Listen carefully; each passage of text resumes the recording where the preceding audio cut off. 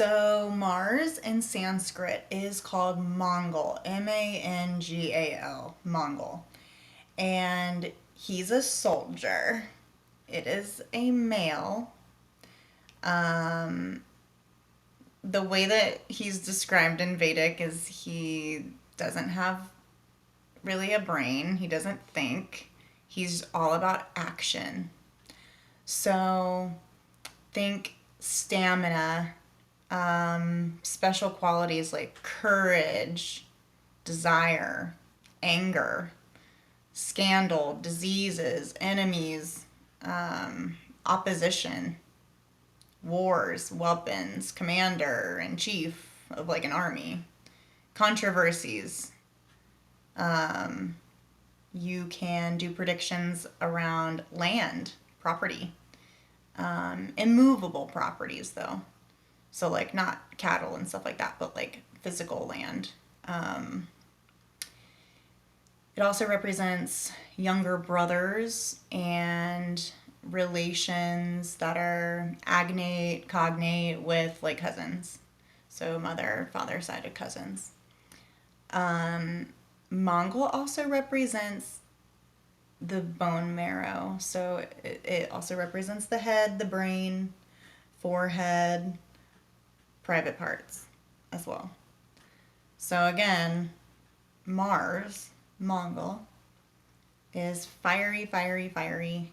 He also is considered a malefic planet. So again, not very emotional and just all action driven, but can bring so much productivity. Like right now, there's a lot of Mars energy happening. So people might feel very not grounded, but they're trying to be very productive and they have like this burst of energy. That's what's happening right now, um, with the current transits and where Mars is located. And it also depends where Mars is in your charts. As I say in almost every video, it really is dependent on, where he's located in all three of your charts. The rising Lagna, the moon chart, and your Navamsha chart. And also overlapping if you're in a Mars major period is going to be huge for what you have going on in your life.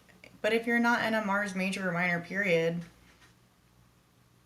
I mean, it might not really do too much. It might not be a super, impactful one way or the other. It just really is dependent on your unique birth chart.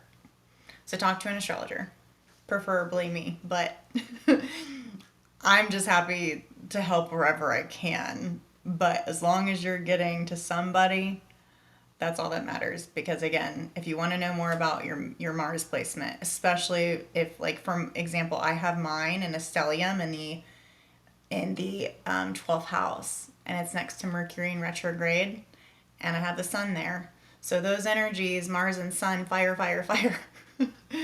And Mercury tends to take on a lot of those traits too, the male qualities.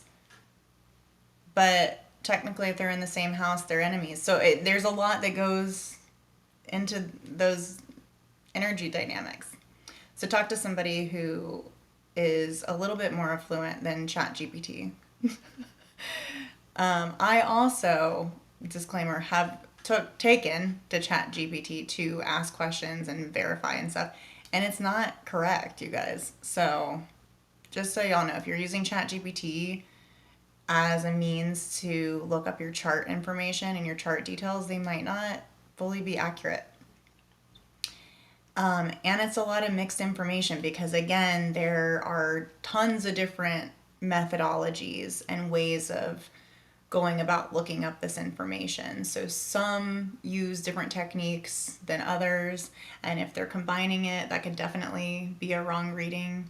So I would just make sure you know who and where you're getting your information from, because this is serious stuff. It's about your life.